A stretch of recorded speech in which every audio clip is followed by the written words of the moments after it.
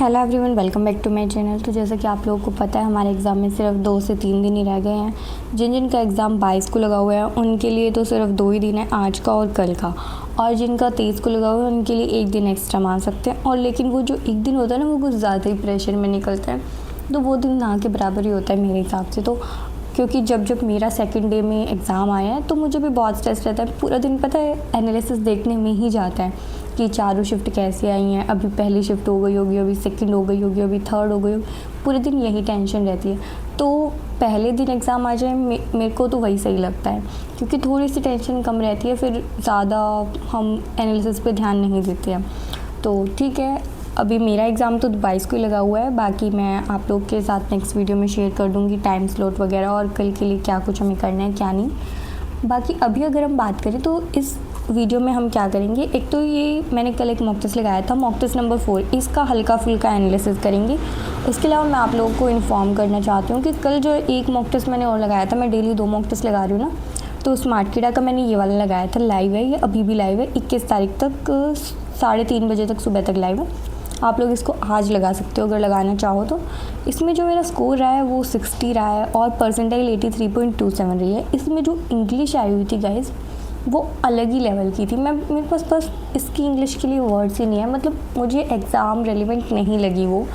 और अगर आप लोगों ने ये वाला मॉक टेस्ट लगाया है या फिर आप लगाओगे अभी, तो आप मेरे साथ ज़रूर शेयर करना आपका इस मॉक टेस्ट का एक्सपीरियंस कैसा रहा। वैसे कट ऑफ क्लियर है इसके हिसाब से, तो वो तो अच्छी बात है, लेकिन इंग्लिश का लेवल मुझे इसमें अजीब सा लगा। तो आप लोग चाहो तो ये वाला मॉक टेस्ट लगा सकते हो और मेरे साथ अपना स्कोर परसेंटेज ज़रूर शेयर करना।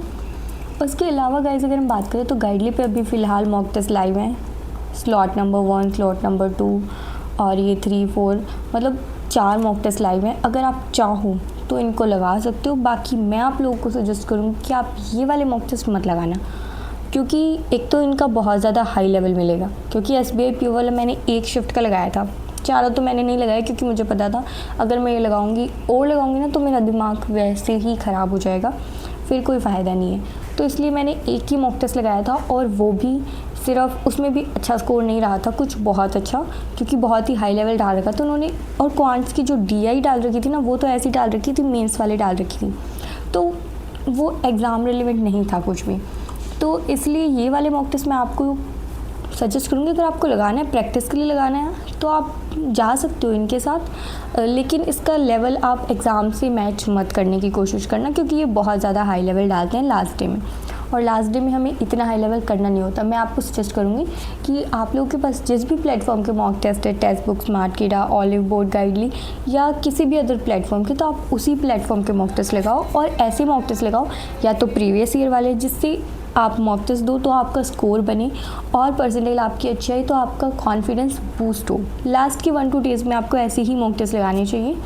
बाकी आपकी मर्ज़ी है, आप लोग जैसे भी कंफर्टेबल हो। उसके अलावा एक टेक्स्ट बुक पे और मॉक टेस्ट लाइव है, ये वाला भी आप लोग लगा सकते हो। टेक्स्ट बुक का लेवल बहुत ज़्यादा हाई भी नहीं रहता, बहुत ज़्यादा लो भी नहीं रहता। इसका जो लेवल रहता है मेरे हिसाब से मॉडरेट ही रहता है, तो ये वाला आप लगा सकते हो। इसका सोल्यूशन तो अब तक नहीं आएगा, मतलब 22 तारीख को आएगा, तो क्या ही फ़ायदा है, हम सोल्यूशन तो नहीं देख पाएंगे, लेकिन प्रैक्टिस के लिए लगा सकते हैं। मैं भी आज एक ये वाला मॉक टेस्ट लगाऊंगी और एक और मॉक टेस्ट लगाऊंगी ये वाला, मतलब जो एग्ज़ाम के पैटर्न के हिसाब से है ना, वो वाला, मतलब पहले रीजनिंग जिसमें खुलेगी। जो ऊपर वाले 20 मॉक टेस्ट है ना, उनमें पहले रीजनिंग नहीं खुल रही है, उनमें पहले इंग्लिश खुल रही है, फिर क्वांट्स खुल रहा है, फिर रीजनिंग। तो उसकी वजह से बहुत ही थोड़ा सा अनकम्फर्टेबल सा फील हो रहा है, क्योंकि एग्ज़ाम के हिसाब से नहीं है। तो इसलिए मेरा ये मन भी नहीं कर रहा था मेरे ये ऊपर वाले मॉक टेस्ट लगाने का, लेकिन मैंने आज चेक किया कि नीचे एग्ज़ाम के पैटर्न के हिसाब से भी मॉक टेस्ट ऐड है। तो अगर मैंने ये पहले देखे होते तो मैं ये वाले मॉक टेस्ट भी ट्राई करती, बट तो कोई बात नहीं, मैंने मॉक टेस्ट तो डेली लगाए ही हैं, कभी 1 कभी 2, और लास्ट डेज में तो मैंने 2 ही लगाए हैं। मतलब एक जो किसी भी प्लेटफॉर्म पे लाइव है, या फिर एक गाइडली का लगा लिया, मतलब ऐसे करके लगाए डेली 2 मॉक टेस्ट। और ठीक है, हमारी परफॉर्मेंस अच्छी है, हम एग्ज़ाम में भी अच्छा ही करके आएंगे। अभी जो है मैं आप लोगों के साथ शेयर कर देती हूँ कि मैंने जो कल मॉक टेस्ट लगाया था उसमें मेरा स्कोर क्या रहा था। इसमें जो मेरा स्कोर था वो 57.04 है, कट ऑफ से 1.04 मार्क्स ज़्यादा है। अच्छी बात है, कट ऑफ क्लियर होनी चाहिए बस। और इसके अलावा अगर हम परसेंटाइल देखें तो 91.87 है। ऑब्वियसली गाइस, एग्ज़ाम टाइम में हमारी परसेंटाइल डाउन जाती है, और इतनी भी डाउन नहीं गई है, तो ठीक है, एक्सेप्टेबल है। वैसे कभी कभार तो हमारी 98 99 तक भी आ जाती है, लेकिन मोस्ट ऑफ द में क्या रहता है 25 के आसपास मैं कोशिश करती हूँ, सॉरी 25 बोल गई, 95 के आसपास मैं कोशिश करती हूँ कि 95 के अराउंड मेरी परसेंटाइल आ जाए, that is well and good. तो मुझे इतना सही लगता है कि अगर हमारे 95 के आसपास आ जाए तो वो एक्सेप्टेबल है और बहुत ही अच्छी परसेंटाइल है मेरे हिसाब से। तो अगर हम सेक्शन वाइज बात करें तो मेरा जो स्कोर रहा है इसमें इंग्लिश में इतना अच्छा नहीं रहा है, 14.75 है। मिस्टेक्स हुई हैं, और मिस्टेक्स गाइस मैं ये वाला आपके साथ ज़रूर शेयर करूँगी, मतलब मैं बहुत डिटेल में नहीं जाऊँगी, सिर्फ मैं अपनी गलतियाँ बताऊँगी। क्वांट्स देख सकते हो आप, अच्छा हुआ है 23.14। रीजनिंग अच्छा नहीं हुआ है, 19.14 है। रीजनिंग में मैंने गलत क्वेश्चन उठाया, उसकी वजह से रॉन्ग हुआ। इंग्लिश में मैंने रीड अच्छे से नहीं किया क्वेश्चन को कि क्वेश्चन में पूछा क्या है, इसकी वजह से गलत हुआ है। अदरवाइज़ इस मॉक टेस्ट में तो बहुत अच्छा स्कोर आना था, क्योंकि इसमें मेरा क्वांट्स ही इतना अच्छा हुआ है। मैं सबसे पहले इंग्लिश आप लोगों के साथ शेयर करूं तो इंग्लिश में जो है सबसे पहले आरसी था। आरसी में तो कॉमन सी मिस्टेक हुई हैं जैसी होती हैं। उसके अलावा बाकी की जो मिस्टेक हुई है ना, वो एक्सेप्टेबल मिस्टेक्स है ही नहीं गाइस, क्योंकि मैंने क्वेश्चन ढंग से नहीं पढ़ा। इसमें क्वेश्चन में पूछ रखा है कि कौन से पार्ट में कोई भी एरर नहीं है। इन्होंने पूछ रखा है किस में कोई भी एरर नहीं है, और मैंने बता रखा है कि किस में एरर है। तो मैंने हर क्वेश्चन का जवाब ऐसे ही दे रखा है। मैंने गलत पढ़ा है और गलत पढ़ के मैंने मार्क्स को मार्क किया है। इसमें अगर आप लोग पढ़ोगे ना, साफ साफ नज़र आ रहा है कि यहाँ पे चिल्ड्रन बोला है तो यहाँ पे तो वरी आएगा, क्योंकि प्लूरल हो गए। और फिर डिस्पाइट लिखा हुआ है तो डिस्पाइट के बाद तो ऑफ आता नहीं, इंस्पाइट आएगा। मतलब ए और बी दोनों में गलती होगी। ए और बी आपको कहीं नज़र नहीं आ रहा तो ऑल आर इनकरेक्ट लिखना पड़ेगा। अगर इनकरेक्ट पूछा है तो मैंने उस हिसाब से ऑल आर इनकरेक्ट मार्क करके मैं आगे बढ़ गई। उसके बाद नेक्स्ट क्वेश्चन पे आते हैं। Divide along with the several, यहाँ पे दिख रहा है हमें हैज़ आएगा, तो यहाँ पे मिस्टेक हो गई। Temple to offer prayer and seek blessing as strongly believe in the power of faith which helps him. यहाँ पे भी कुछ मिस्टेक थी गाइज, क्या मिस्टेक थी इधर, believe in the power of, हाँ यहाँ पे हमें नज़र आ रहा है कि ही लिखा हुआ है तो सिंगुलर वर्ब चाहिए, और यहाँ पे तो हमारी प्लूरल वर्ब लिखी हुई है, एस नहीं लगा हुआ है यहाँ पे, तो हम एस लगाएंगे। मतलब ए और सी जो है हमारा क्या है, गलत है। मैंने गलत के हिसाब से मार्क कर दिया, पूछा गया था सही पूछा था, उल्टा मार्क हो गया, मार्क्स गए नेगेटिव में। उसके अलावा इसमें भी मैंने ऐसे ही किया है, सब में मतलब मैंने ऐसे ही किया। मैंने इतनी घटिया मिस्टेक करी ना, मैं बस बता नहीं सकती। और इसमें भी मैंने सिली मिस्टेक करी है। इसमें यहाँ पे हमें साफ साफ दिख रहा है the number of applicants. The number of का पेयर जब भी बनता है ना, तो उसके साथ हम सिंगुलर वर्ब लगाते हैं, हैज़ आता है। और यहाँ पे मैंने देख भी लिया कि द नंबर ऑफ़ है, और फिर भी मैंने इसके साथ इसका पेयर बना दिया, ए के साथ डी का बना दिया। सेंस तो सही बन रही थी, लेकिन ग्रामेटिकल मिस्टेक थी, उस पर ध्यान नहीं दिया, तो यहाँ पे ये मिस्टेक हो गई। बाकी इसमें मैंने मिसरीड कर रखा है, देख सकते हो आप। आंसर से ही आपको पता चल रहा होगा मिसरीड करने की वजह से रॉन्ग हुआ है। और इसमें भी मैंने गलत कर रखा है। इसमें क्या पूछा था इन्होंने पूछा था जो कि गलत है, और मैंने सही वाले मार्क कर रखे हैं अपने हिसाब से। और इसमें भी देख सकते हो मैंने सही वाले मार्क कर दिए ए सी, और गलत वाला बताना था बी।